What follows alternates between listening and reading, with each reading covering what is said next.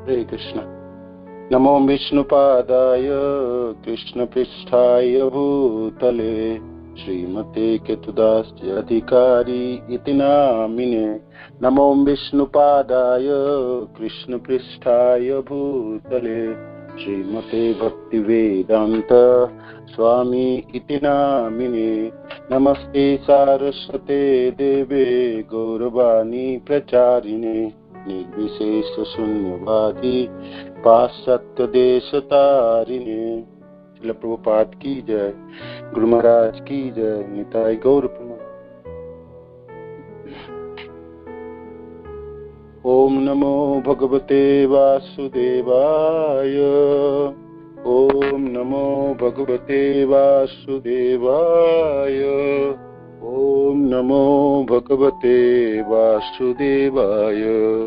नारायणं नमस्कृत्यं नरं चैव नरोत्तमं देवीं सरस्वतीं व्यासं ततो जयमुदीरयेत्। नष्टप्रायेषु अभद्रेषु नित्यं भागवत सेवया भगवती उत्तम श्लोके भक्तिर्भवती नैष्टिकी। ग्रंथराज श्रीमद् भागवत की जय, श्री प्रभुपाद की जय। स्कंद 10 अध्याय 68 श्लोक संख्या 46, 47, 48, 49। हरे कृष्ण।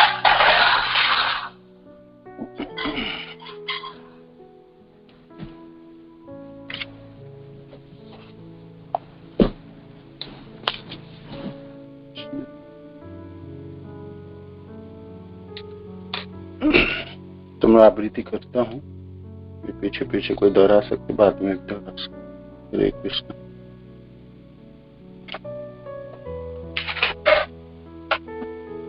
तमेव मूर्धनिधनन्तलीलया भूमण्डलं बिभर्षि सहस्रमूर्धन् अन्ते च सात्मनिरुद्धविश्य शेषो द्वितीय परिशेषमान। हरे कृष्ण प्रभु जी, दंडवत प्रणाम। धन्यवाद कीजिए। तमं एव मूर्धना इदम् अनंत लीला भूमण्डलं विवर्ष सहस्रमूर्धना अन्ते च यस्वात्मा निरुद्ध विश्व शेषे आदित्य परिशिष्टमान। हरे कृष्ण। धन्यवाद। कोपेस्त अखिलशिक्षार्थं नादेश नाच मत्सरात् बिभ्रत भगवान् सत्यं स्थितिपालन तत्परः। नमस्ते सर्वभूतात्। पढ़िए, आप करना चाहते। कोप्ते अखिले शिक्षाथ अथरं न देशात् न च मत्सरात् बिभत्र भगवन् सत्वं स्थितिपालं तत्पर। हरे कृष्ण।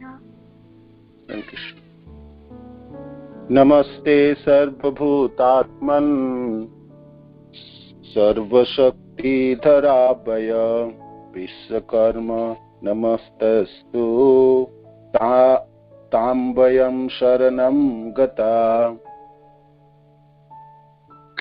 नमस्ते सर्वभूत आत्मना सर्वशक्तिधर अव्यया विश्वकर्मण नमस्ते अस्तु त्वामवयं शरणं गता। हरे कृष्ण। श्री शुक उवाच एवं प्रपन्नैः संविघ्नैः संविघ्नेर्वेपमानम् अयने बलः प्रसादित सुप्रसन्नो माभेष्टे मा प्रसादित सुप्रसन्न माभेष्टत अभयं ददो। श्रीशुक उवाच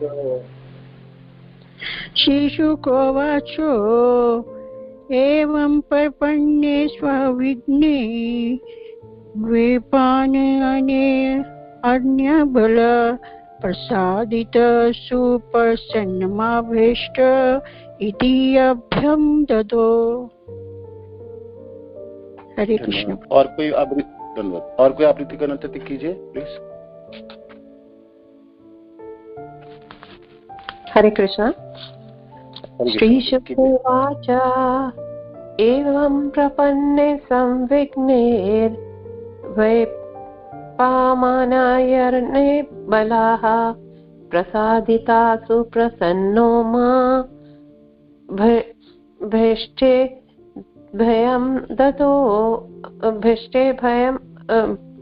भीष्टे अभयं ददो। हरे कृष्ण।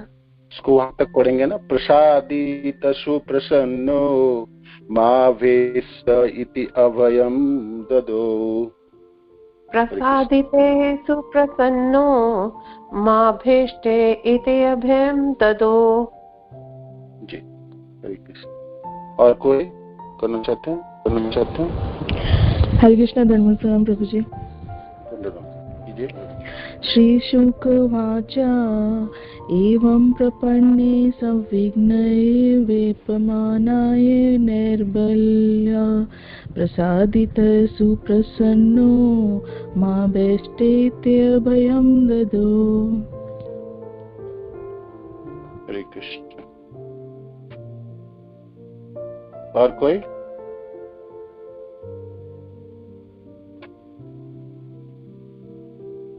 हरे कृष्णा। शब्दार्थ अनुवाद श्रील प्रभुपाद के शिष्य द्वारा। श्रील प्रभुपाद की जय। तम तुम एव ही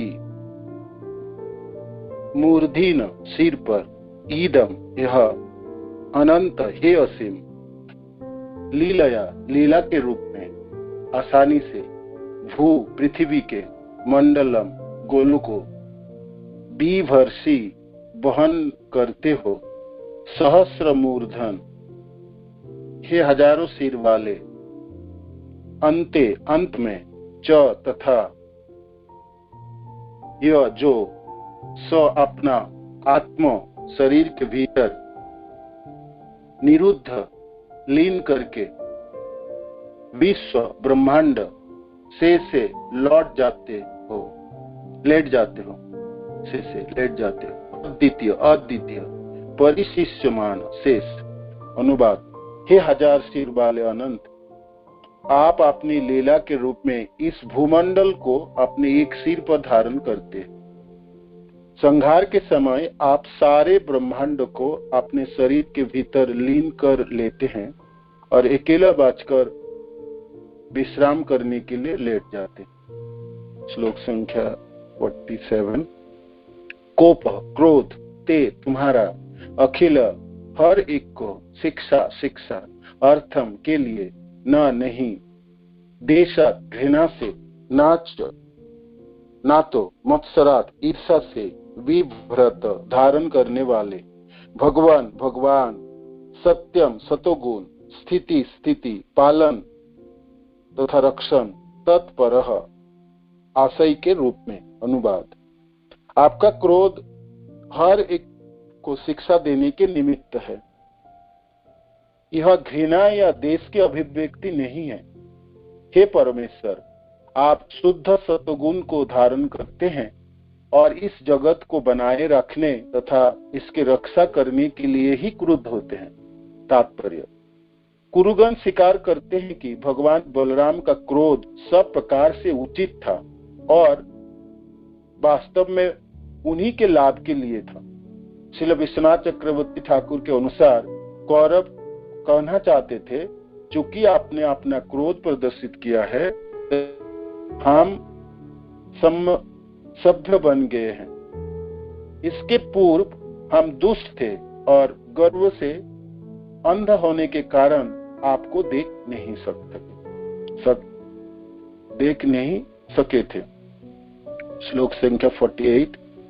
नमः नमस्ते ते तुमको सर्व सभी भूत जीवों के आत्मन हे आत्मा, सर्व समस्त शक्ति शक्तियों के धर हे धारण करने वाले, अव्यय हे अव्यय विश्व ब्रह्मांड के कर्मन हे बनाने वाले, नमः नमस्कार ते तुमको, अस्तु हो, त्वाम तुमको, वयम हम, शरणम शरण लेने गता आए हैं।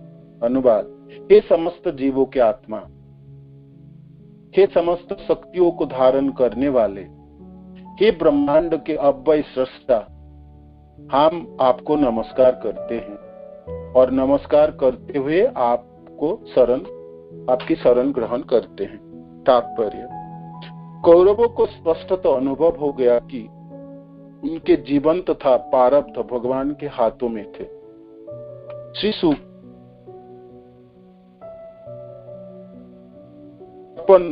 शरणागत द्वारा संविघ्ने अत्यंत दुखी बेपमान हिलते हुए अयनी घरों वाले बलह बलराम प्रसादित शांत हुए, सु अत्यंत प्रसन्न शांत तथा मृदुल, माँ भेष्ट मत डरो इति इस प्रकार कहकर अभयम भय से छुटकारा ददो दे लिया।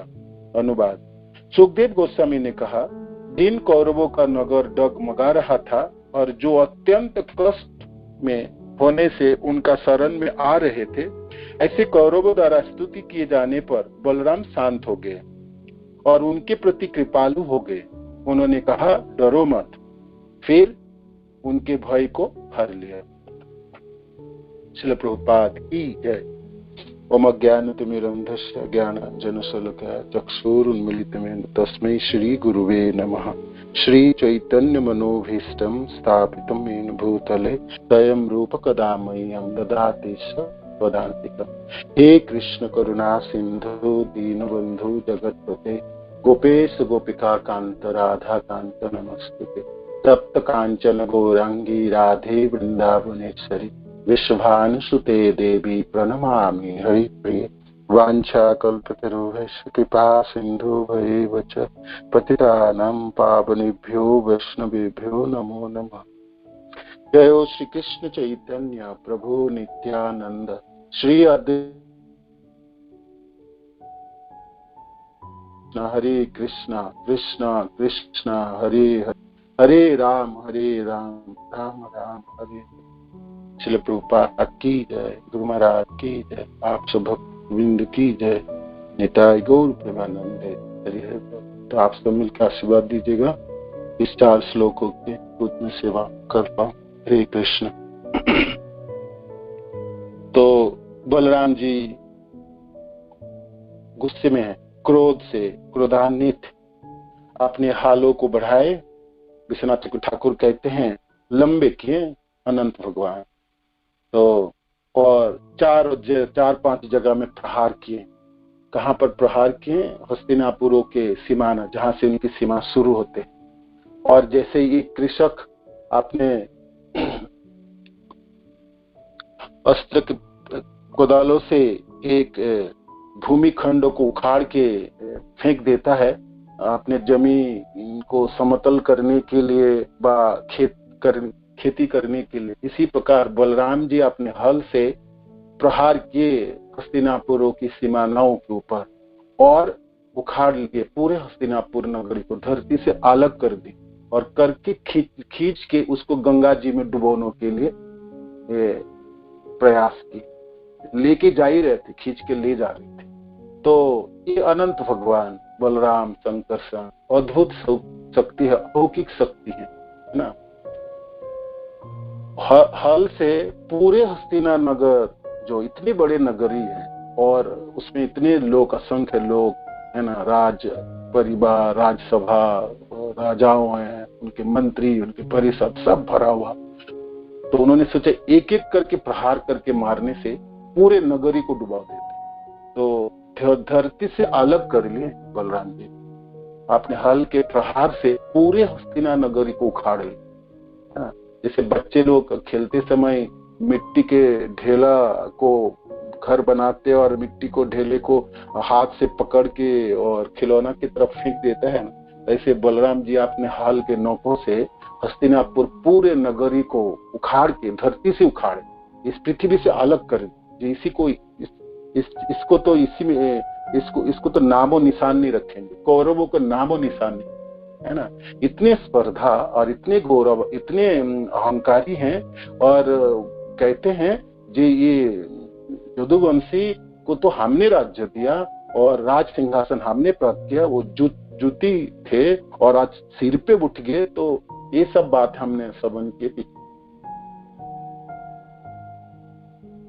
बलराम जी ने सोचे अब तो ये बातों में नहीं है ना। पशुओं को जैसे डंडे के बल पे संभाला जाता है, ये तो कौरव उसी के लायक हैं, है ना। शांति और बातों में ये नहीं मानेंगे, इसको तो आप प्रहार ही करना है। तो एक एक करके मारने से क्या फायदा, पूरे नगरी को मैं करता हूँ। तो उखाड़ लिए और खींचने लगे, है ना। ये अनंत भगवान जो कारुणदक्ष विष्णु के रूप में भाई अनगिनत ब्रह्मांड के उत्पत्ति करते हैं, गरुदक्ष विष्णु के रूप में हर ब्रह्मांड में प्रवेश करके उस ब्रह्मांड को धारण करते हैं, क्षीरदक्ष विष्णु के रूप में सारे में परमात्मा के रूप में सारे जीवों में विराजमान होते हैं, और अनंत भगवान के रूप में अपने सिरों पे हर ब्रह्मांडों के सरसों के दाने जैसा धारण करते हैं। तो उस अनंत भगवान के अद्भुत बल है, आश्चर्य है। तो उनके लिए छोटी सी हस्तिना नगरी को उखाड़ने की क्या बात, बड़ी बात थी। उखाड़ लिए पूरी हस्तिना नगरी को। जब धरती से अलग करे, उखाड़े, तो भाई वहां के रहने वाले लोग तो सब हिलने लगे, उसके घर हिलने लगे, वो सब डगबगाने लगे। जैसे समुद्र में पड़े हुए कोई नाव और वो समुद्र के जलों के भंवर में फंस जाए और उसकी क्या दशा होती है, दोनों तरफ उलते डुलते और फंस जाता है ना। तो ऐसे हस्तिनापुर की आज दशा हुई। वहां के रहने वाले लोग सोचे, धरती तो हिलने लगे थे ना, भूकंप जैसा है, पूरे धरती डगमगाने लगे। पूरे से पूरे हस्तिना नगरी को भगवान खींच रहे थे और खींच के गंगा जी को आदेश दिया, इस सबों को डुबो दो, सिर्फ शाम को छोड़ दो, बाकी सबों को डुबो दो, इसमें आप नजदीक आ जाओ, ऐसे आदेश दिए। बलराम जी आदेश दे सकते भाई, भगवान ऐसे है। पूरे ये जो भौतिक संसार है उन्हीं के अध्यक्षता से, उन्हीं के संचालन से संचित है। सृष्टि वो करते हैं, पोषण वो करते हैं। संहार रुद्र के रूप में जब वही खुद बन के सारे चीजों को संहार करके अपने गौहर में समेट लेते हैं। तो ऐसे अनंत भगवान शंकर के अद्भुत शक्ति है। गंगा जी को कहते डुबो इन्हें, है ना, इन्हीं को डुबो दो, इसको सबको डुबो के मार, है ना। इसके इतना स्पर्धा है, हम सब लोगों को ऐसा कहते हैं और हमने इतने अनुनय भी नहीं किया। इतने गुस्से में थे यदुवंशी, सबको मैंने शांत किया था, भगवान कृष्ण को भी मैंने शांत किया, और मैं दूत बन के आया उग्रसेन के, और मैंने अनुनय भी नहीं किए, उद्धव को भेजे और स्तंभ को छोड़ दी। एक तो तुमने गलती की है, 6 लोगों से उसको पकड़ के रखे, है ना, और जानते थे मित्रता है दोनों वंश में, तभी भी आप इस अन्याय के, और जब हमने सब कुछ माफ करके राजा उग्रसेन ने श्वेत सांब को वापस देने के लिए कहा, और उतने में आप ये इनकी ऐसा करते थे। कौरव लोगों ने कहा था ना, ये तो ज्योति के यज्ञ है, सिर पे है ना, सिर में हमने बैठा ले, इनको तो हमने भूखंड दिए हैं, राज्य तो इन्होंने सीखा हमारे से है, और हम उनको साथ दिए, हमारी सैया, हमारी सिंहासन, हमारी बिरादरी में हमने लाए, हमने विवाह संबंध रची, तो हमने उनकी हमारी बराबरी किए।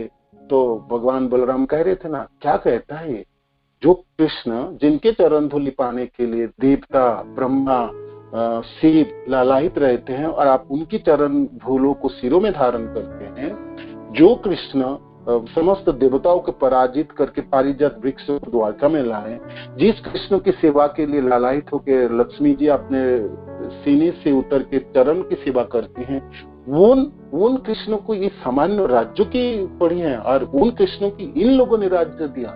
ऐसे बातों को दोहरा, तो ये बलराम जी दोहरा रहे थे और गुस्से, और उनके आंखें लाल हो रहे, दोहरा रहे थे, दोहरा दी ऐसे ऐसे बात की इन लोगों ने। इन लोगों को तो फिर मैं बता दूं, भगवान क्रोध में है और पूरे हस्तिना नगरी को उखाड़ ले, धरती से अलग कर दिए और खींच के गंगा जी में डुबोने जा रहे। तो फिर भाई हस्तिनापुर में रहने वाले लोगों को क्या स्थिति हो, सब कपने लगे, हिलने लगे, डगमगाने लगे। सब ने सोचे अब तो हम मरने वाले। भगवान की अद्भुत शक्तियों को देख के और तो सब घर से अपनी स्त्री पुत्र परिवार और जनों से सब बाहर आए और त्राही त्राही करके भगवान बलराम जी के पास पहुंचे, जो आप रक्षा कीजिए, हम आपके शरणागत हैं और हे समस्त आप क्रोध, आपके क्रोध को शांत कीजिए, है ना, आपके क्रोध के शांत कीजिए। पिछले श्लोकों में है ना, जे आप कौरवों ने कहा, हे राम, हे सर्वाधर राम, हम आपकी शक्ति के बारे में कुछ भी नहीं जानते, कृपया हमारा अपराध क्षमा कर दे, क्योंकि हम अज्ञानी हैं तथा बहका में वे आगे थे। हम तो बहका में भी आके सब आप शब्द व्यवहार कर ले, हम आपके शरणागत, आप रक्षा कीजिए, हाँ आप रक्षा कीजिए, आप रक्षा कीजिए। फिर कहते हैं आप ही जगत के सृजन पालन तथा श्रृंगार करते हैं और आपका कोई पूर्व हेतु नहीं है। निस्संदेह हे प्रभु, विद्वानों को कहना है कि जब आप अपनी लीलाओं करते हैं तो सारे संसार आपके खिलौना जैसे होते हैं। आप कौरवों को होश आवाज पता चल गई जी है कौन। जानते तो थे भगवान, किंतु इनकी अद्भुत शक्ति है और अनंत ऐश्वर्य है, उसमें वो लोग इतने जान के भी लापरवाह कर, है ना, तो अंधे थे ना अपने अहंकार से, अहंकार की वजह से वो लोग अंधे थे, है ना, और सो ऐसे वर्णन किए थे। तो अब जब जीवन जाने वाले, जब सब मरने वाले थे और अपने सब जनों के साथ मरने वाले और एक साथ डूब के मरने वाले थे गंगा जी में, तब फिर उनको सबों को होश आवाज आए और सब घर से बाहर निकले और भगवान की तरफ भागे और त्राही, आप रक्षा कीजिए, आप रक्षा कीजिए, हम आपके शरणागत हैं। और कहते हैं मैं तमेव मूर्धिनी अनंत लीलया भूमंडल विमर्शी सहस्र मूर्धन अंते च आत्म निरुद्ध विश्व शेषो द्वितीय परिशिष्यमान। हजार सिर वाले अनंत, हे हजार सिर वाले, सहस्र सिर है अनंत, भगवान कृष्ण की द्वितीय विस्तार है ये संकर्षण। कृष्ण ही है ना, एक गोरा कृष्ण ही काला कृष्ण को बात कहते हैं, जो बलराम संकर्षण। फिर जो चतुर्भुज, मूल चतुर्भुज ये संकर्षण है, इसको मूल संकर्षण कहते हैं। फिर द्वितीय चतुर्भुज में वो जो संकर्षण है वो महाविष्णु कहलाते हैं। ये महाविष्णु की विस्तार है अनंत, ये जो कर्णदक्ष विष्णु जिसे अनगणित ब्रह्मांड उत्पत्ति होती है। कर्णदक्ष विष्णु अपने को विस्तार करके गर्भदक्ष विष्णु के रूप में, अनगिनित गर्भदक्ष विष्णु के रूप में विस्तारित करते हैं और हर ब्रह्मांड में एक एक गर्भदक्ष विष्णु गर्भ में ब्रह्मांड के गर्भ में समा जाते हैं और धारण करते हैं। और इसी गर्भदक्ष विष्णु ही क्षीरोदक्ष विष्णु के रूप में अपने को विस्तार करके सारे जीवों के हृदय में परमात्मा के रूप में विराजमान होता है। और भौतिक संसार के जितने भी अवतार हैं, इसी क्षीरोदक्ष विष्णु शेष शैया में शयन करते हैं। और इस ध्रुवलोक के सामने जो क्षीर सागर है, उसी क्षीर सागर में एक द्वीप है, उसको श्वेत द्वीप कहलाते हैं, जो इस भौतिक जगत में वैकुंठ लोक है। वहां पर ये क्षीरोदक्ष विष्णु के निवास है ना। उसी क्षीर सागर जब भी कोई समस्या होती है उसी ब्रह्मांड में, तब देवता लोग ब्रह्मा और शिव के नेतृत्व में इसी क्षीर सागर के तट पे जाके पूर्ण शक्तियों से भगवान की आह्वान करते हैं, भगवान की कृपा की याचना करते हैं।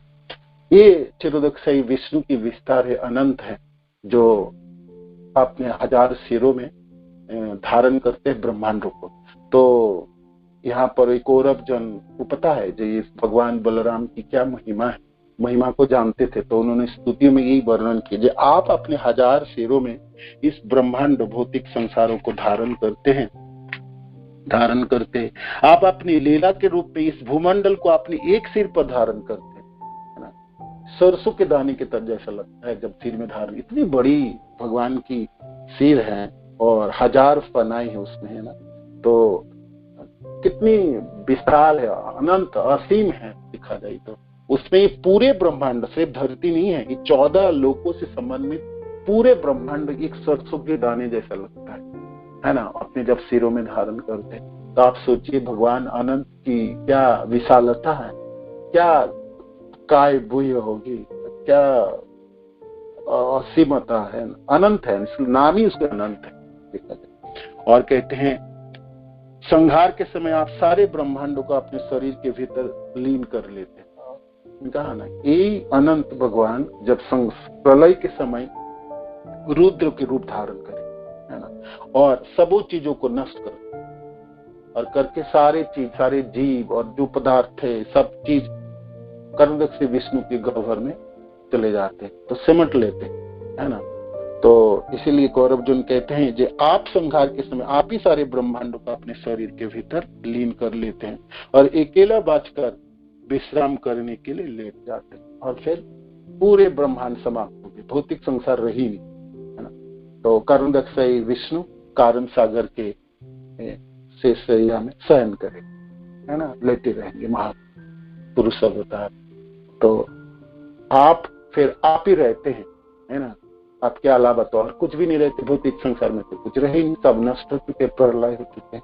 तो ये कौरव जनों ने स्तुति की भगवान। तो आगे कहते हैं आपने जो गुस्से किए, जो क्रोध किए, ये तो मंगलमय है, ये सबों को शिक्षा देने के लिए है, हम सबों की शिक्षा के निमित्त हैं। आप घृणा या देश नहीं करते। तो भगवान कभी गुस्से में भी आते हैं तो वो गुस्से में भी, क्रोध में भी कल्याण है ना। मानो कि भगवान किसी को मार भी देंगे अपने हाथों से तो उसकी तो मुक्ति है, उसको तो परित्राण मिल जाए, सारे पापों से, सारे जन्मों से तो निकल गए, है ना। भगवान के स्पर्श प्राप्त हुए, बेशक उनको मारे भी है तो आप जानते हैं किसी को वैकुंठ प्राप्ति होगी, किसी को तो साजुज्य मुक्ति प्राप्त होगी, किसी को सारूप्य होगी, किसी को सालोक्य होगी। तो भगवान तो गुस्से में भी, क्रोध में भी भगवान जीवों के प्रति, जनों के प्रति घृणा तो नहीं रहते, घृणा है ही नहीं भगवान घृणा करते ही नहीं किसी से, ना किसी से देश करते, है ना। हम सब जैसे इस संसार में बद्ध जीव जो फंसे हुए, उनमें देश और घृणा हो, ये हमारे में होते, काम, क्रोध, लोभ, मोह, मात्सर्य, ये सब है ना, नकारात्मक जो चीजें हैं, ये सब बद्ध जीवों में। मुक्त जीवों में नहीं है तो भगवान में तो कैसे हो सकता है। तो भगवान क्रोध भी करे जिससे, तो फिर उनमें वो भी, उसमें भी मंगलमय है। जैसे नरसिंह भगवान के रूप में आए, क्रोध से भरा हुआ था तो हिरण्यकशिपु को वक्ष तो फाड़ डाला। तो इसी लीलाओं में उन्होंने प्रहलाद जी की सराहना किए, सारे लोगों ने स्तुति की भगवान की महिमान गुणगान हुई।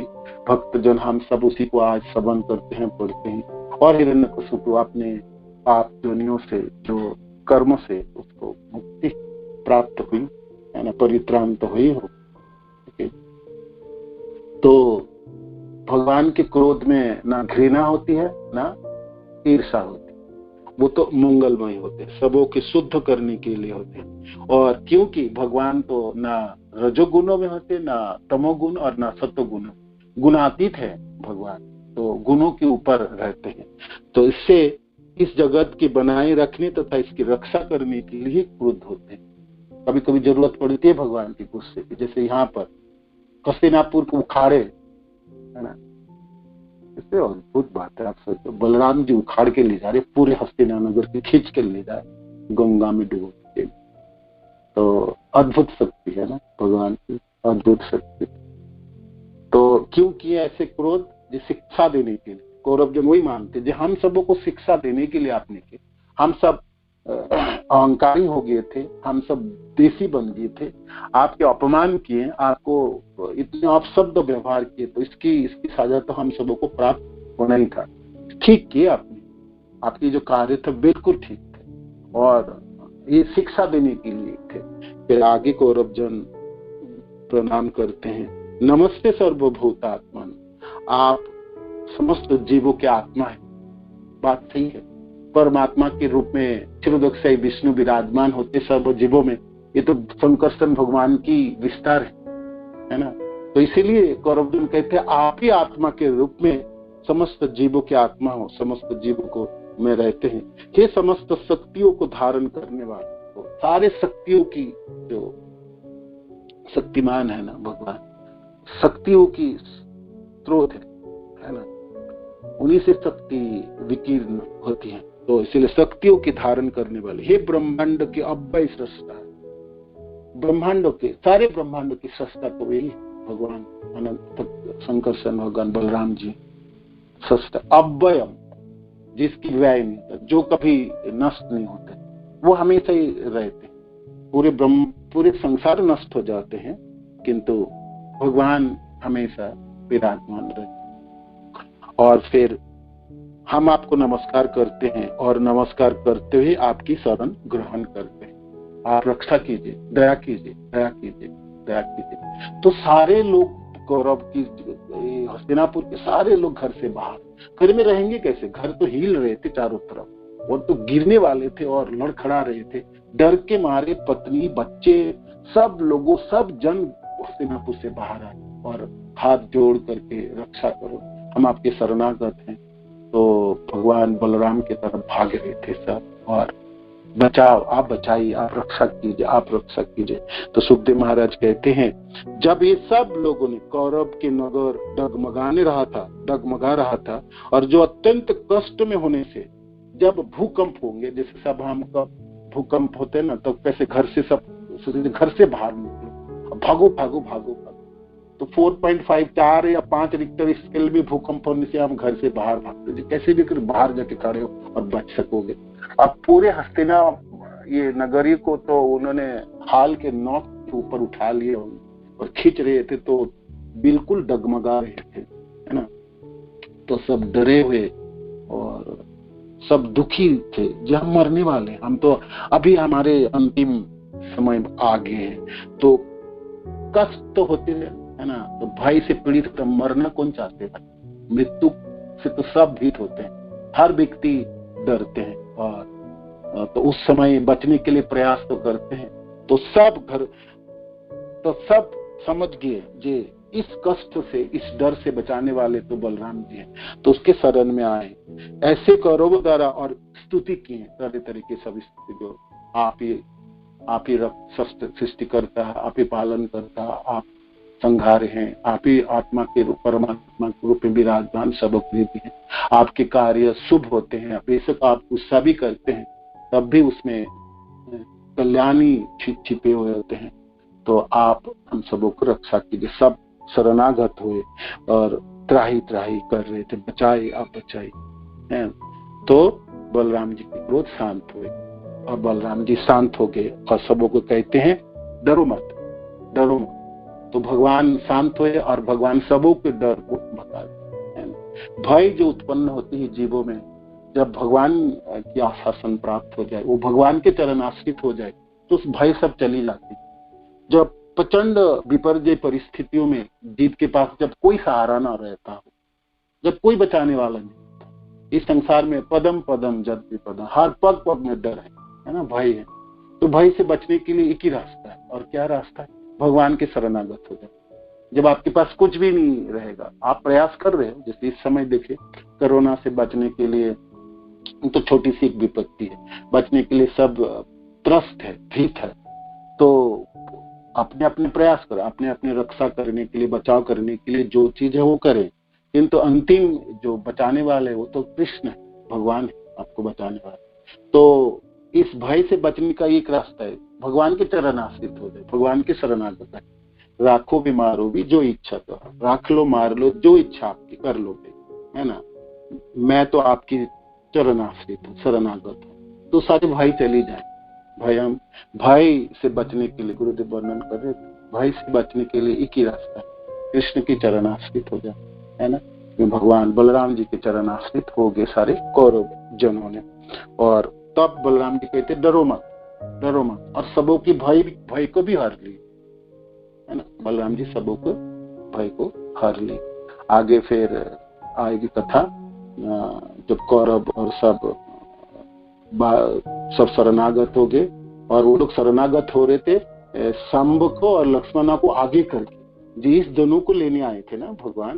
तो इन्हों को देख के भगवान के क्रोध हो सकते शांत हो जाए। जैसे इंद्र ने जब ये दुष्कर्म किए और वज्रपात और बारिशों में डुबोने के लिए प्रयास किए थे सारे ब्रज को, तब जब उसको पता चल गया जे करतु थे, 7 दिन भगवान धारण किए गिरिराज को और सबों को बचा के ले गए, तो इंद्र डरने लगे। तो अब कैसे बचे, मैं तो बहुत गलती कर दिया भगवान, तो मेरे को माफी कैसे मांगे। तो डरा हुआ इंद्र सोचे भगवान की क्रोध तो होंगे, गुस्से तो होंगे भगवान, तो भगवान के क्रोध को कैसे शांत करूं। तो जिन जनों के प्रति भगवान आसक्त है, भगवान जिसके प्रति भगवान की प्रेम है, स्नेह है, तो सबसे ज्यादा करते हैं अपने गाय की। तो इसीलिए गायों को है ना आगे करके इंद्र पीछे छुपा हुआ था और सुरवी गाय को आगे किए। तो भगवान गाय को देखेंगे तो दर्शन होंगे, तो भगवान शांत हो जाएंगे और हो सकते मेरे को माफी मिल जाए। तो कौरव जनों ने भी ऐसे किया, जी इस सांब को और लक्ष्मणा को देख लेंगे तो बलराम जी अपने जनों को, अपने पुत्र को देख लेंगे भाई, है ना, भगवान कृष्ण के पुत्र जिनको लेने के लिए वहां आए थे, तो हो सकते भगवान की क्रोध शांत हो जाए। इसलिए उस दोनों को आगे करके कौरव जन पीछे पीछे थे और सबों ने स्तुति कर रहे थे, माफी मांगने के शरणागत हो। तो ये दृश्य है अनंत भगवान की चरणों के प्रति आसक्त हो गए, आश्रित हो गए सब, और माफी मिल गए। तो बलराम जी कहते डरो मत, है ना, सबों के भय को हर लो। और बाद में भगवान हस्तिनापुर को गंगा में नहीं डूबो। बाद में तो सांब और लक्ष्मणा की विवाह भी होगी, तो सब हम भागीदारी बनेंगे। 4 श्लोक बच्चे हैं संसार इस अध्याय में, तो कल वर्णन करेंगे प्रभु की, तो उसमें सुनेंगे, ठीक है ना। तो अनंत भगवान बलराम जी के अद्भुत शक्तियां हैं, असीम ऐश्वर्य है, अद्भुत महिमा है, अद्भुत करुणा है उनको। देखो इतने अपमान किए भगवान को, इतने बुरी भाले के, है ना, कहे जो पांव की जूती को हमने सिर पे चढ़ा दिया, ऐसे बातें की कौरव। भगवान ने शांत हो गए। भगवान की ऐसे ही है, भगवान के शरणागत हो जाए, कितने भी दुष्कर्म क्यों ना करे कोई भी, है ना, भगवान उनको माफ कर ही देते, है ना। आप आ जाओ मेरे पास, है ना, जो भी चीज है आप, भगवान फिर पिछले चीज देखते ही नहीं, है ना। कोई व्यक्ति कितने भी दुष्कर्म क्यों ना करे, कितने ग्रहित जीवन उनके क्यों ना, वो भक्ति में लग जाता है, भक्ति करने के लिए प्रयास करता है, उतने करने मात्र से भगवान मानते हैं जी मेरे जन, मेरे व्यक्ति। तो उसके जैसे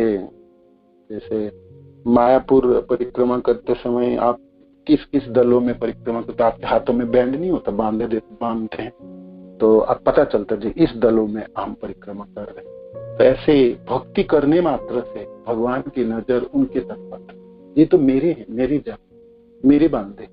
तो भक्ति ऐसा अद्भुत शक्ति रखने वाले हैं और अद्भुत महिमा मंडित हैं, जो कभी भी नष्ट नहीं होता है, क्षय नहीं होंगे। जैसे इस संसार के सारे चीज तो नष्ट हो जाएंगे, जो शरीर है, इस शरीर में सामर्थ्य होता है, सब कुछ है, किंतु इस शरीर से किए हुए भक्ति कभी भी नष्ट नहीं होती, वो हमेशा शाश्वत सनातन काल तक रहेंगे, है ना। और आपको उस विपरीत परिस्थिति, विपरीत समय से बचा के ले जाएंगे।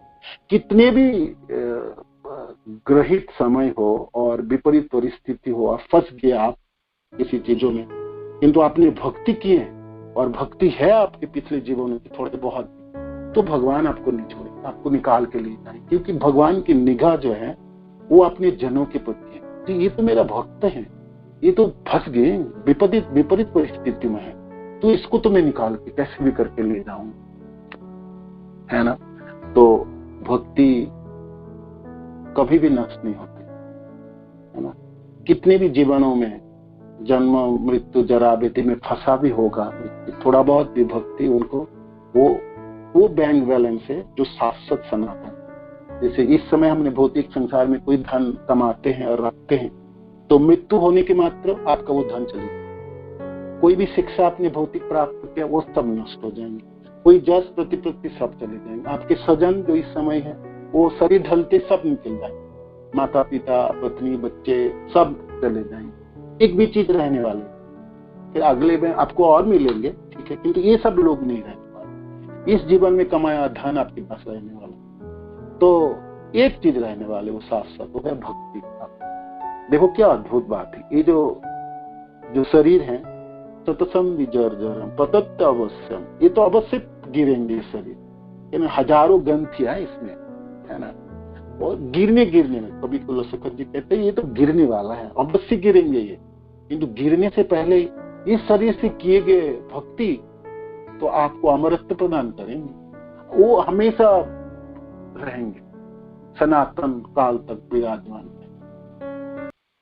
धन आपकी चली जाएंगे, किंतु उस धनों से किए गए भक्ति, मानो कि आपने धनवान है, धन है आपके पास, इस धनों को आपने दान में लगा दिए, मंदिर के कार्यों में लगा दिए, भक्त की सेवा में लगा दिए, प्रचार कार्यों में लगा दिए, उस धन को आपने शाश्वत बना लिया, है ना। वो धन रहेंगे नहीं, कितने करोड़ों रुपए आप कमा के रखेंगे, वो तो जब भी आपके शरीर छूटेंगे आपके लिए तो बेकार हो, ठीक है। अपने पुत्र परिवार जन पाएंगे तो है तो दूसरी पार, क्या पता आपके पुत्र परिवार परिजन उस धन को क्या व्यवहार करेंगे, वो पाप कार्यों में करेंगे तो वो पाप वो आपको मर के भी लग जाएंगे। सपोज आप धन कमा के गए, इस तो धन कमाने में समय व्यर्थ हो गया और भोगने में अपने हाथों में पाप लग गई, और धन को छोड़ के अपने शरीर को छोड़े भी हैं, और उस धन गलत चीजों में लग गए, आपके परिवार परिजनों को तो आपने देना ही देना है ना। जैसे आप 100 रुपया कमाते हैं, वो माता जी आपसे कहे थे जे कितने खर्चा करते जीव अपने लिए, तो 10% 10 रुपया खर्चा हो गया,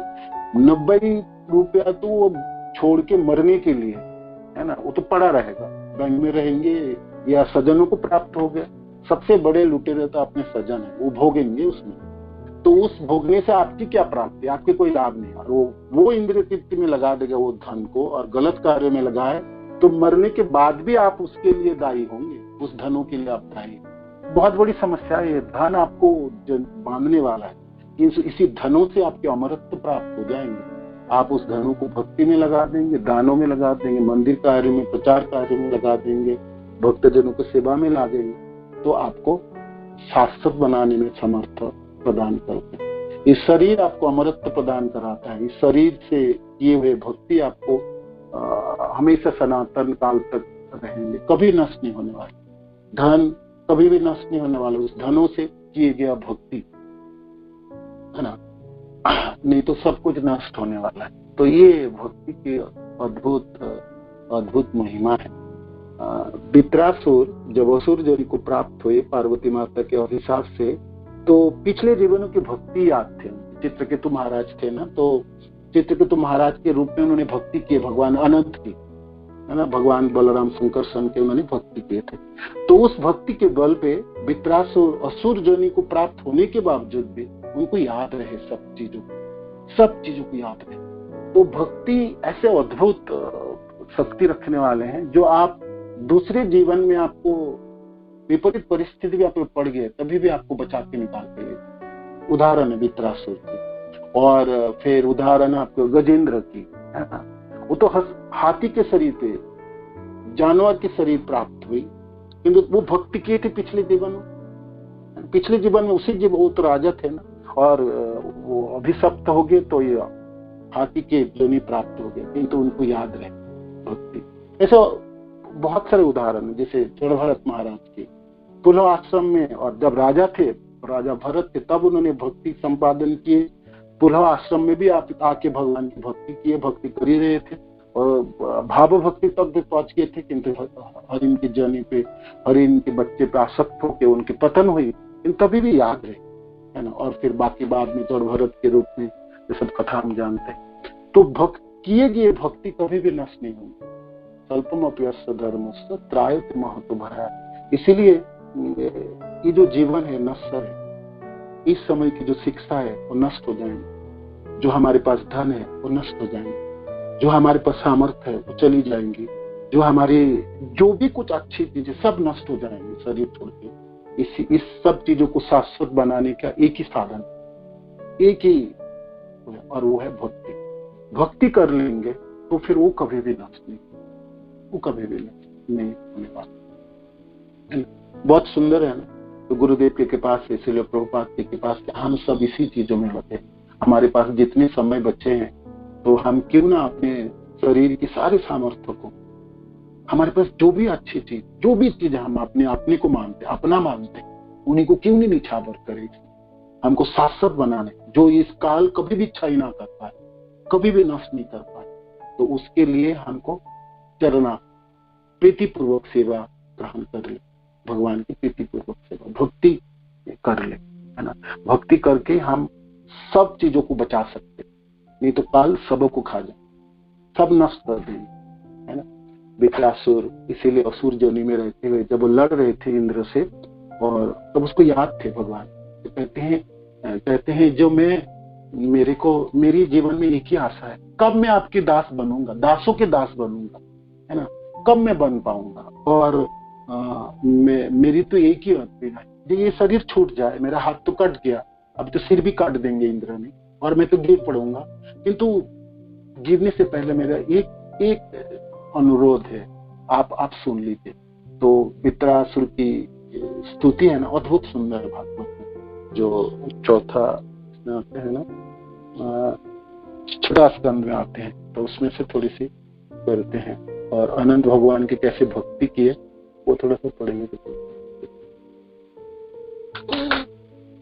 तो वित्रासुर कह रहे थे अपने स्तुतियों में, जे अहम हरे तब पादुके मूल प्रशानुदास भवितास्मि भूय मने स्मरणा उपते गुणास्ते घृणित पाक कर्म करो तुकाया।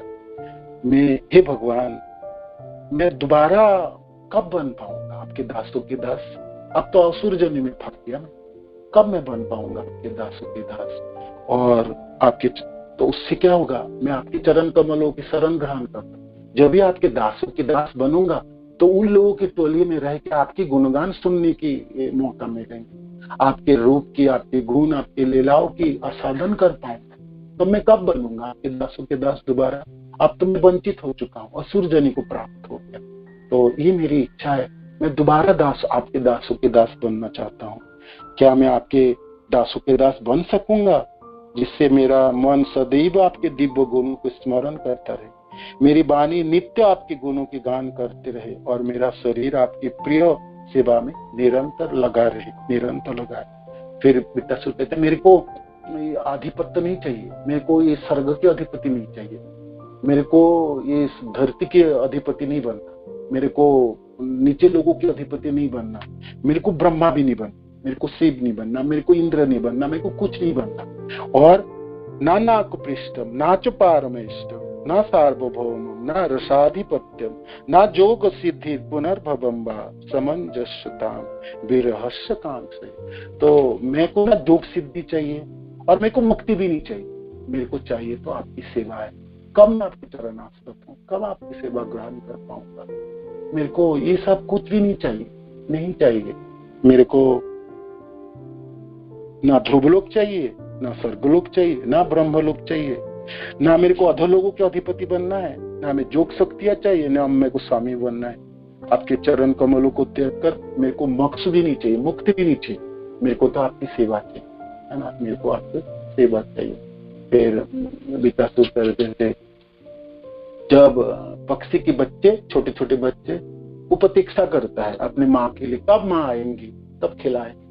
तो जब माँ को देखते रहती, प्रतीक्षा करते रहते, कब आएंगे, कब कुछ लेके आएंगे और माँ हमको खिलाए। तो पक्षी की छोटे बच्चे प्रतीक्षा करता रहता है ना। और जो बछड़े को खूंटे में बंधा हुआ है, बछड़े, वो प्रतीक्षा करता है कब मेरे को छुड़ाएंगे और कब मैं माँ के जाके मैं दूध पी पाऊंगा। तो वो प्रतीक्षा करता रहता है। और एक पत्नी जिसके पति प्रवास में है, दूर है, तो वो प्रतीक्षा करते कब वापस आएंगे पति, कब मेरे को प्रेम करेंगे। और और मैं पति के सानिध्य में अपने सुख और आनंद को प्राप्त करता हूँ, उसके लिए प्रतीक्षा करते हैं। तो मैं भी आपकी उसी तरह प्रतीक्षा कर रहा हूँ। हे भगवान, आपकी तरह नास्तिक मैं कब हो पाऊंगा, कब हो पाऊंगा, है ना। मैं तो मेरे लिए मैं तो उस पक्षियों के बच्चे की तरह है ना। मैं आपकी निगाह देख रहा हूँ, है ना। कब आप आएंगे। मैं तो उस खूंटे में बंधा हुआ उस गाय वत्स की तरह है, बछड़े की तरह है बंधा हुआ। कब मेरे को छुड़ाया जाएगा, कब मैं माँ के पास। कैसे अधीरता से आग्रह प्रतीक्षा है, ऐसे अधीरता से मैं प्रतीक्षा रत हूँ। कब मैं आपके दास बनूं, कब मेरा सेवा अंगीकार होगा। तो वित्रासुर जी असुर जनियों में भी क्यों याद कर पाए भगवान को, और युद्ध के समय वो स्तुति का भगवान को स्तुति कर रहे थे, प्रार्थना कर रहे थे। हाथ कटा हुआ था, इंद्र ने वज्र से उनके हाथों को काट डाले थे, सिर कटने वाले थे उनके। उस समय भी भगवान में निछावर है युद्ध भूमि में। ऐसे अद्भुत कैसे पार किए, ऐसे शक्ति कहां से लाए भगवान में, ऐसे अद्भुत आसक्ति कैसे हुए। पिछले जीवनों में राजा चित्रकेतु के रूप में उन्होंने भक्ति किए थे। राजा चित्रकेतु की कथा आती है ना भागवत में, आप सब जानते हैं। राजा चित्रकेतु पूरा सागर पृथ्वी के राजा थे, अद्भुत ऐश्वर्यशाली थे। उनके अनगिनत पत्नियां थी, तो उनकी दुख ये था किसी से एक भी पुत्र संतान प्राप्ति नहीं, है ना। तो दुखी थे, बहुत दुखी थे। जब बहुत दुखी थे उसी समय अंगिरा ऋषि वहां पर पधारे थे। ब्रह्मा जी के पुत्र है ना अंगिरा, बलिष्ठ ऋषि हैं। नारद और अंगिरा जी दोनों मित्र है ना, ऐसे साथ में रहते हैं, कभी कोई चलते हैं। तो अंगिरा ऋषि आए और उनको वर प्राप्त किए। तो उनकी जो पत्नी है कृतदूति, उसका पुत्र हो। तो अंगिरा ऋषि जब दे रहे थे, देखो इस पुत्र की वजह से आप सुख भी भोगेंगे और आपके दुखों के भी कारण बनेंगे। तो जब पुत्र हुआ तो राजा चित्रकेतु बहुत खुश हुए, आनंदित हुए। भाई जिनके पुत्र के लिए वो ललायित थे और कितनी बड़ी ससागरा पृथ्वी के राजा थे और सब कुछ वैभव थे, तो भाई कोई बिरादरी था नहीं, तो दुखी थे। अब प्राप्त हो गया तो वो पुत्र में मोहग्रस्त हो गया और निरंतर हमेशा हर समय वो कृतदूति के महल में रहा करते थे। और कृतदूति को स्नेह और प्रेम और करने लगे, स्वाभाविक उन्हीं ने उनको पुत्र दिए, तो उन्हीं के उसी पत्नी के प्रति वो आसक्त हो गया, बाकी सबों के प्रति वो अनादर करने लगे। तो इस संसार में तो आप जानते क्या होने वाला, तो दूसरे जितनी पत्नियां थी उस सबों में ईर्षा उत्पन्न हुई। उस सबों में एक दिन क्या किए, विष पिला के उसके बच्चे को, ये जो कृतदूति के जो राजा चित्रकेतु के पुत्र हुआ था उसको मार दिया, तो मर गए एक ही इतने सालों के बाद। और अंगिरा ऋषि के आशीर्वाद से प्राप्त हो गया और वो मर गए। तो जब अपने पुत्र की मृत्यु हुई तो शोकातुर हो गए चित्रकेतु राजा, रोने लगे, बिलखने लगे, चिल्लाने लगे।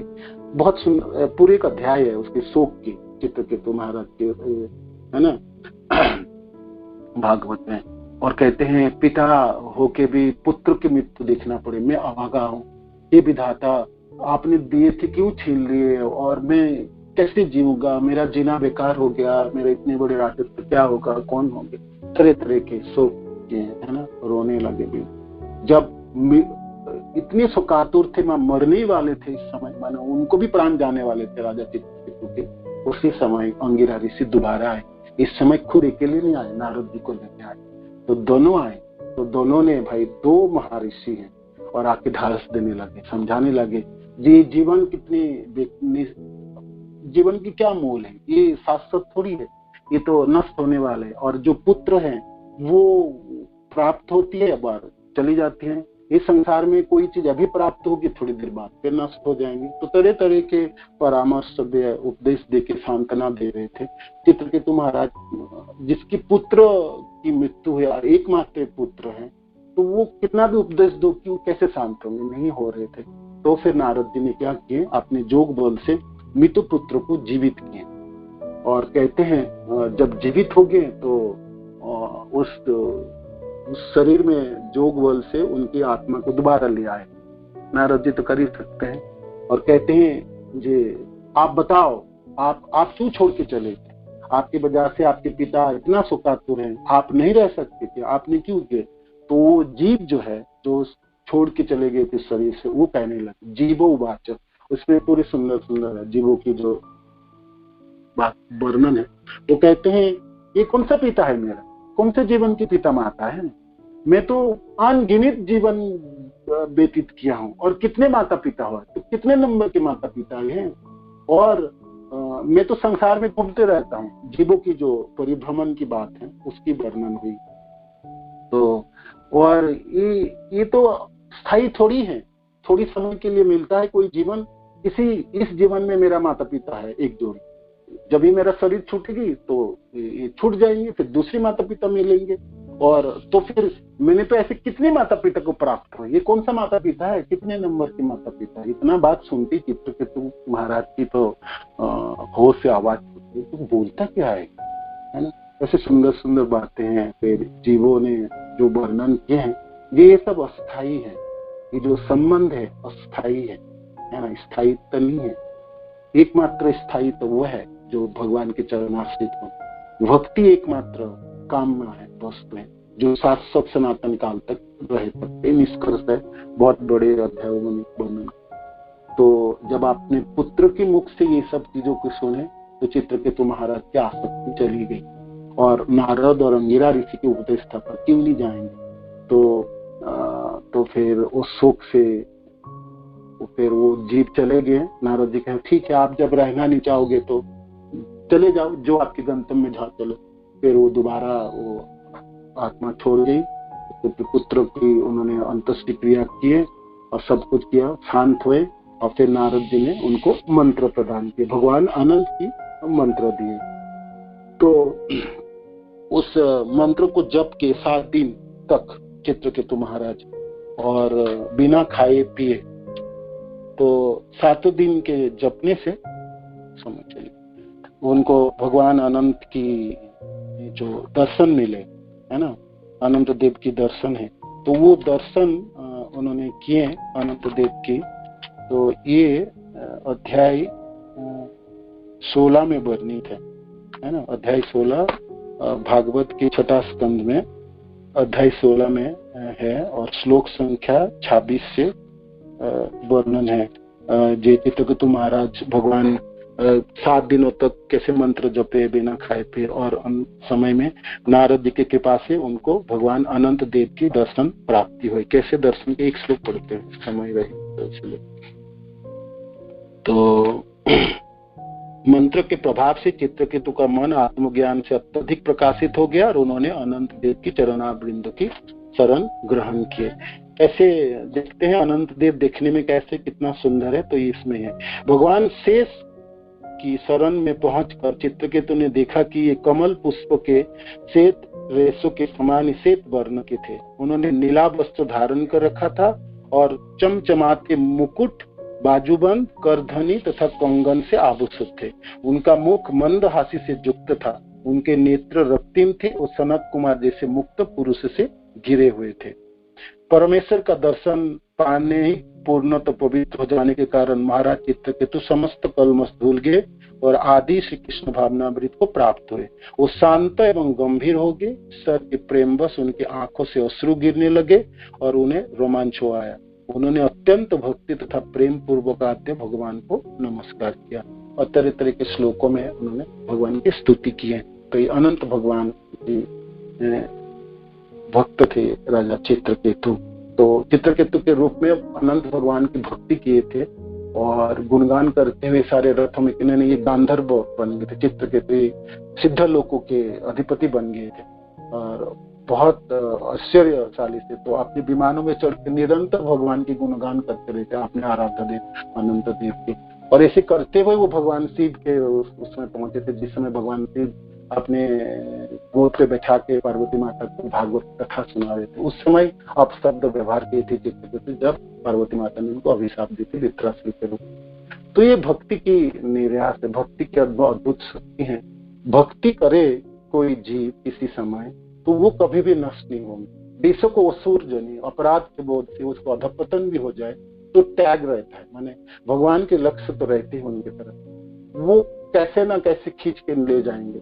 तो असुर जनियों में भी उसको याद रहे जो मैंने भगवान की भक्ति उनको याद रहे, भगवान के भक्त जनों की मोल उनको याद रहे, भगवान के दासत्व, भगवान के जो दास है वो लोगों की क्या जो आनंद है, क्या अनुभूति है, सेवानंद, वो याद रहे। इसलिए तो वित्रासुर के जनियों में कहते हैं मैं कब दास बोलूंगा दोबारा, ये मेरे एकमात्र उत्पन्न है, मेरे को और कुछ नहीं चाहिए। कोई अधिपति नहीं बनना, राजा नहीं बनना, ज्ञानी नहीं बनना, जोगी नहीं बनना, मेरे को तो मुक्त भी नहीं होता है ना, मुक्ति भी नहीं चाहिए, मेरे को तो आपकी सेवा चाहिए। आपकी सेवा नहीं मिले, आपके जनों की सेवा मिल जाए, तभी भी काम चलने वाला है। तो ये भक्ति की अद्भुत शक्ति है जो शाश्वत कालों तक रहती है। आपने जीवन, हमारे सब कुछ लूट जाएंगे, नष्ट हो जाएंगे, है ना, कुछ भी नहीं रहेंगे, शरीर नहीं रहेंगे, मन ये सब नहीं रहेंगे, धन नहीं रहेंगे, ये सब जन भी नहीं रहेंगे, किंतु इस शरीर में की गई भक्ति हमेशा रहेगी। ये राजा चित्रकेतु तथा वित्रासुर की कथा आपकी उदाहरण के तौर पर देख सकते हैं। और अनंत भगवान की अद्भुत स्तुति है, मैंने सोचा वो पढ़ूंगा, वो समय तो चले गए, कभी और किसी दिन, है ना। बलराम जी की स्तुति है, भगवान अनंत की स्तुति किए राजा चित्रकेतु। जब चित्रकेतु के रूप में गांधर्व थे, अधिपति बने, तब भगवान अनंत की उन्होंने सेवा की, भक्ति की, उसकी वर्णन इस अध्याय में है, आप पढ़ लेना। राजा चित्रकेतु के परमेश्वर के भेद, अध्याय 16 6.16 अध्याय में वर्णित है। अनंत भगवान श्री बलराम जी की जय। पिताय गो हरे कृष्ण। तो किसी को कोई प्रश्न है तो कर सकते हैं आज की क्लास में, कोई याद करना चाहती चीज है? बलराम जी,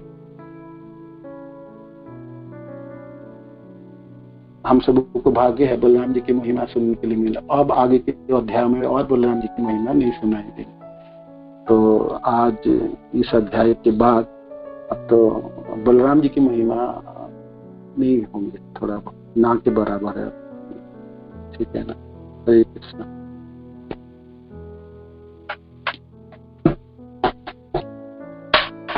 हरे कृष्ण प्रभु जी, दंडवत प्रणाम। दंडवत प्रणाम प्रभु। कोई बोल। आपका कोटि कोटि धन्यवाद, क्योंकि ये बार बार आप जब लेक्चर देते हैं और सब लोग बहुत याद दिलाते हैं कि भाई कैसे हम लोग माया में फंसे और हमारे निकलने का रास्ता क्या है, ये बार बार याद दिलाना बहुत जरूरी है प्रभु जी। क्योंकि ऑलवेज ये होता है कि हम लोग लेक्चर सुनते हैं, थोड़े दिन जाते हैं, फिर उसमें लगते हैं, फिर कोई कार्य में लग जाते हैं, और ये इतना आसान है कि फिर मोह उसमें घुस जाते हैं हम लोग, फिर भूल जाते हैं।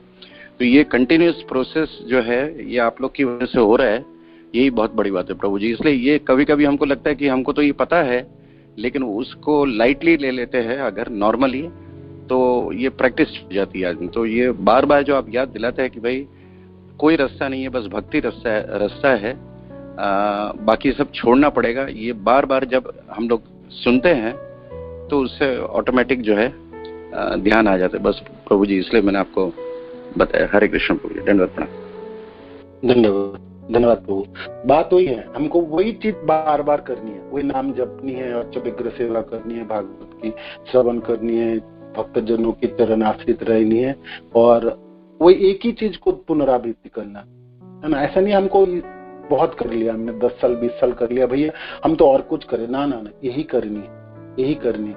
निरंतर आपको पुनरावृत्ति करना, वही चीज वही सब करनी। आप कहेंगे मन नहीं लगता, लग जाएंगे मन। आप सोचते हैं भगवान के दर्शन नहीं होता, दर्शन हो जाएंगे, सब कुछ प्राप्ति हो जाए, किंतु आपको निरंतर उसी चीजों में लगे रहने पड़ेंगे।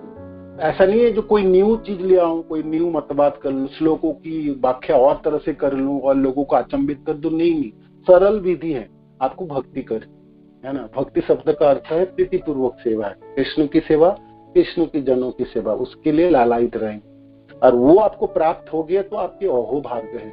क्योंकि क्या पता आपको क्या होने वाला है, अगले जीवन में आप कहाँ जाएंगे, किधर रहेंगे, क्या स्थिति होगी, ये उतनी आसान नहीं है। दासों की दासानुदास नहीं तो वित्रासुर इतनी आकांक्षा क्यों करता है। ये देखो, मैं तो चित्रकेतु था, मैं सिद्ध लोकों की वासी था, और मेरा क्या भक्ति थी और सब था, मैं अब असुर जोनि में प्राप्त हुआ, किंतु आप दया कीजिए, आपके दासानुदास।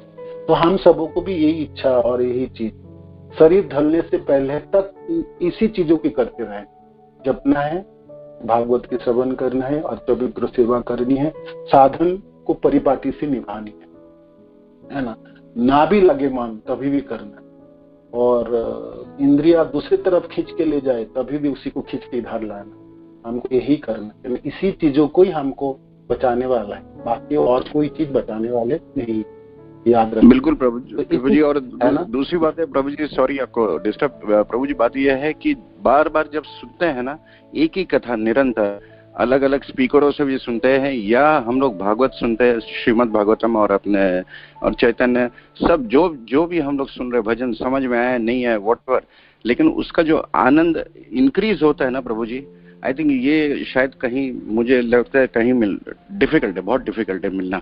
इसलिए इट इज बेटर जो है जितना समय मिलता है बस यूज कर लो, जितना अपनी तरफ से हो सके। उसमें त्रुटि भी हो तो ओपनली बता दो ये नहीं हो पा रहा है या हो पा रहा है, और उसमें से करेक्शन कर लो, और कोशिश करो कि जल्दी साफ सफाई हो जाए।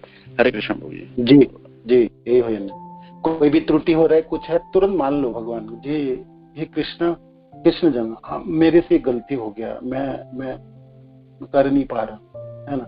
तो उतने से भी भगवान के लिए जब ये तो प्रार्थना है, यही स्तुति है, जो मेरे से हो नहीं रहा है ना, मैं कुछ कर नहीं पा रहा, मैं फंस गया, मैं चाहता तो हूँ आपको बहुत प्यार करने, किंतु मैं कर ही नहीं पा रहा हूँ, किसी न किसी में मेरा इंद्रिय और किसी चीजों में लगा।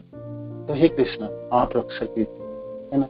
यही प्रार्थना है ना, ये वित्रासुर की प्रार्थना है, जो कुंती महारानी की प्रार्थना है, ये सब।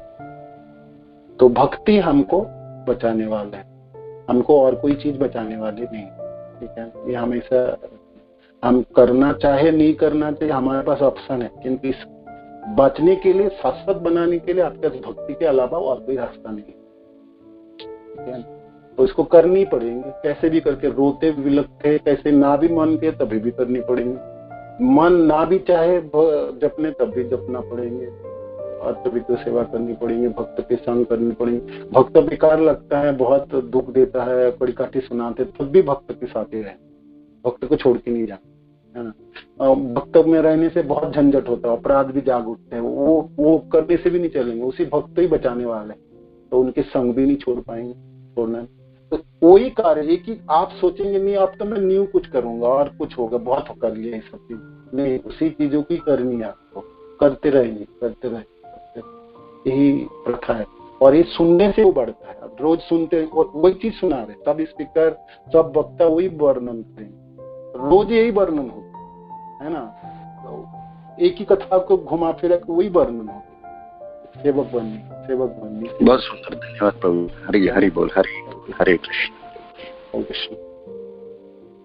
और किसी को कोई प्रश्न है?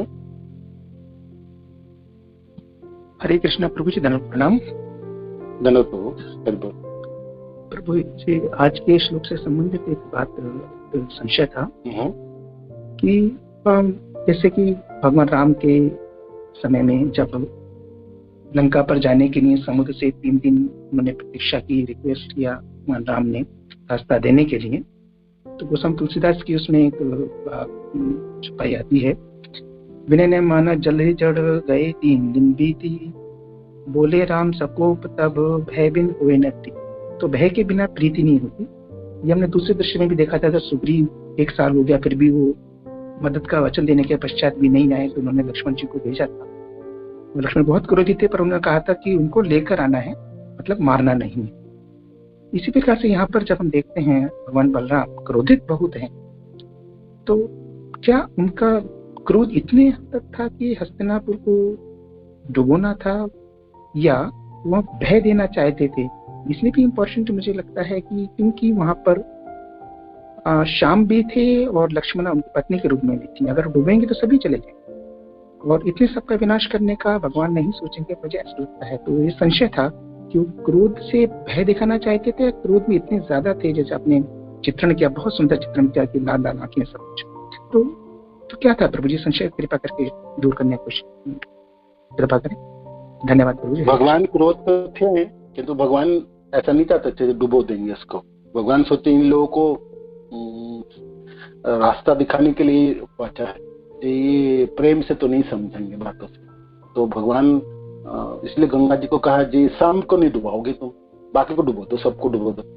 तो भगवान डुबोना चाहे, किंतु सचमुच भगवान ने नहीं डुबोते थे। भगवान ने सोचा था थोड़ा डरा देते हैं, तो डराने से ये लोग इनके कल्याण हो जाएंगे। और हो ही कौरव लोगों ने शरणागत है, भगवान तुरंत कहे डरो मत। वही बलराम जी ने कहा ना, डरो मत, बिल्कुल डरो मत, तुम्हारे सब भाई चली जाएंगे, मैं नहीं डुबो रहा, आप लोग अपने अपने जगह पे रहे, है ना, जीवित रहेंगे। तो भगवान डराना चाहते थे, भगवान सचमुच उसको डुबाना नहीं चाहते। करुणामय है भगवान, कैसे कर सकते हैं। तो शासन करना चाहते हैं, शिक्षा उन्होंने दिए प्रदान किए, जो उसकी शिक्षा में घृणा भी नहीं है और देश भी नहीं है, हमने सुने। तो ये डराना चाहते, भगवान डराना चाहते। जब शरणागत हो गया, घर से निकल आए और थोड़ी सी स्तुति कर दी, देखो भगवान शांत हो गए, बिल्कुल शांत हो गए। और भगवान कहते डरो मत, आप सब अपने अपने घर वापस जाओ। और फिर बाद में सब शांत हुए, विवाह भी होगी शाम पर, लक्ष्मण कथा हम सुनेंगे। तो ये भय दिखा रहे थे भगवान, है ना। सचमुच डुबोना नहीं डुबोते। आपको मन था डुबो देते हैं क्या गंगा जी, सबको मार देते हैं?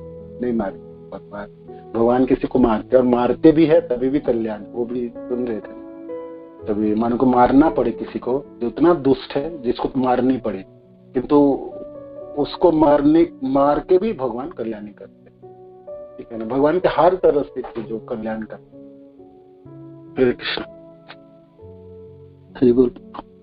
बहुत बहुत धन्यवाद प्रभु जी, बहुत अच्छा स्पष्टीकरण दिया, बहुत धन्यवाद। हरे कृष्ण। धन्यवाद महाराज प्रभु जी, धन्यवाद। वाञ्छा कल्पतरुभ्यश्च कृपा सिन्धुभ्यैव च पतितानां पावनेभ्यो वैष्णवेभ्यो नमो नमः। प्रभुपाद की जय, गुरु महाराज की जय, आप सब भक्तों की जय, निताय गौर।